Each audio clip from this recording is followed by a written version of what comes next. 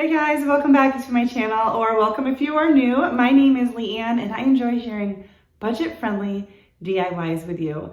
I've got some fun little gingerbread theme DIYs to share. I am hoping to do my kitchen kind of in more of a whimsical food gingerbread related type of theme. So I decided I should probably get started working on it now. Let's get into the DIYs. For this first DIY, I have this birdhouse from the Dollar Tree. I picked it up. They might still have them now, but it was definitely like in the summertime. And I'm just going to pull off these little wooden pegs. I'm not really cutting them off. I just gripped them. And as you can see, rocking them back and forth. Don't worry about the holes. There's already gigantic holes. We're going to take care of that later. But it wasn't super hard to get those off. I did give it a little sanding to smooth it out, and the roof had a rough patch, so I smoothed it out. And then I had this territorial beige color in my stash, and I thought it was perfect for gingerbread, but you can use whatever you want. You can also, mix paints. If you have a darker brown, mix that with some cream maybe and lighten it up. But we're just going to give this whole thing. I did it one main coat, and then I did a couple spots that I touched up again, but this wood is super absorbent and it just sucks up the paint and it will dry really quick. So you can, by the time I was finished, I was able to go back around and do the second coat wherever it was needed.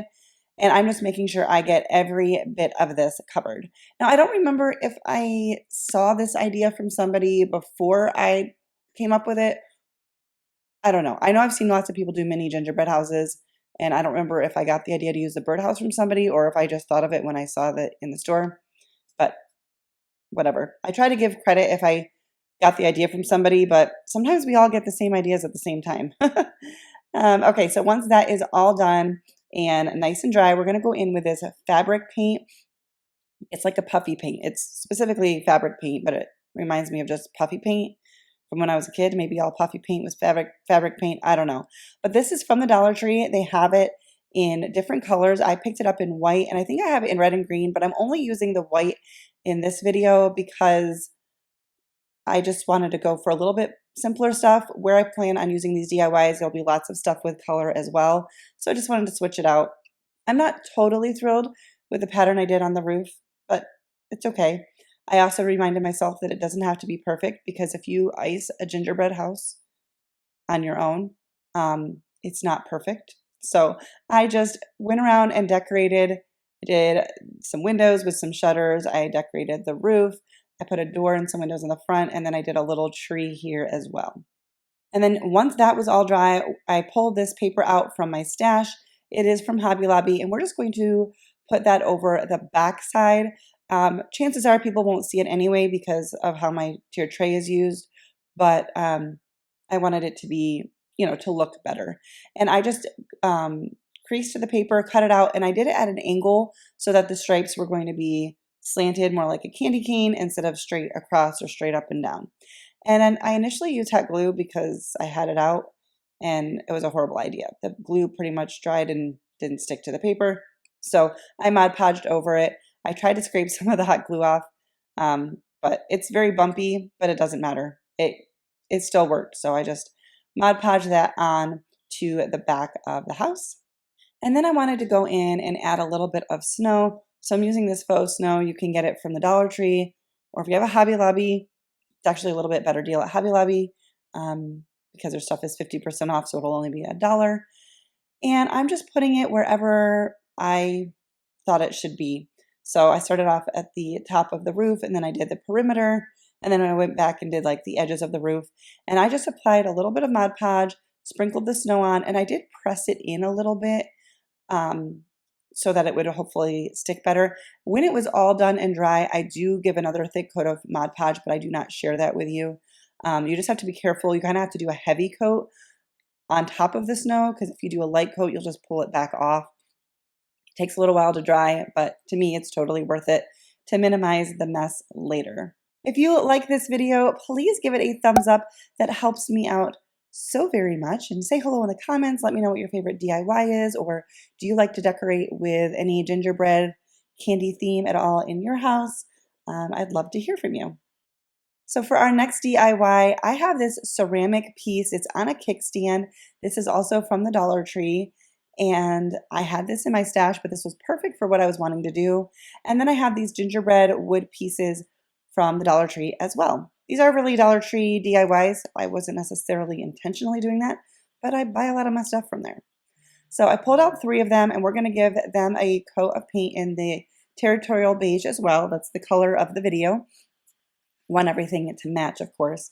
I ended up getting some paint on the edge of the wood pieces, so I ended up painting the edges, but you wouldn't necessarily have to do that. The dark wood there is a nice contrasting color, but I got some on there, so I just decided to go for it. And what we're doing is making a little gingerbread cookie tray. So once those are dry, we're going to use that puffy paint or the fabric paint and draw on. Very simple. I didn't do anything too ornate here, and just put some faces and buttons and a little detail on the sleeves and feet. Kind of the typical design you normally see. And then I'm going to take some Waverly chalk paint in silver lining and paint this ceramic piece. Now, painting the ceramic, you need to remember that you're going to have to do multiple coats, and you need to let it thoroughly dry in between coats. Otherwise, you're just going to pull the paint back off. So what I was trying to figure out what I wanted to do to make it look kind of like a tray. I feel like the shape of this and the beveled edges, is that beveled? That's not beveled because it's up. Maybe it's beveled. Where the edges of the sign come up, to me, look like a tray on its own. But anyways, I did a couple coats of the silver lining, and then I went in with elephant, and then I went back in with another coat of silver lining. And that last coat is a little bit streaky, but I felt like that gave me the look I was going for. Once everything was dry, we're just going to hot glue these pieces onto our little tray. And then I do seal it in with some Mod Podge. I could have done that beforehand, but I didn't know if the hot glue would stick as well to it.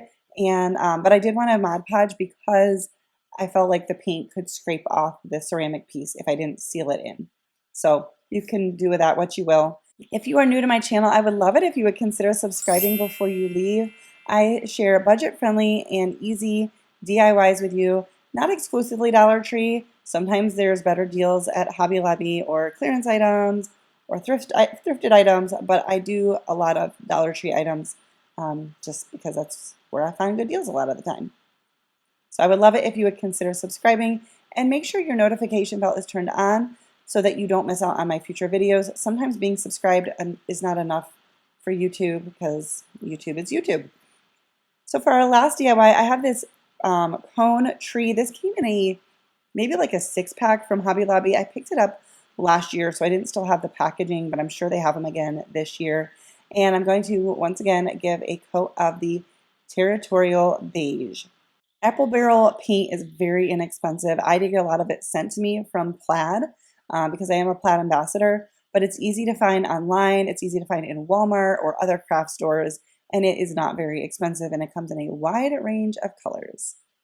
So we're going to go in once again. This fabric paint is perfect for the look of icing, and I just hid some at the top, and then I'm just going to do kind of some swirls. I ended up not doing them super even at the bottom, so I went back in and just kind of added some pieces. Again, it does not need to be perfect, but I just wanted to give some little gingerbread trees.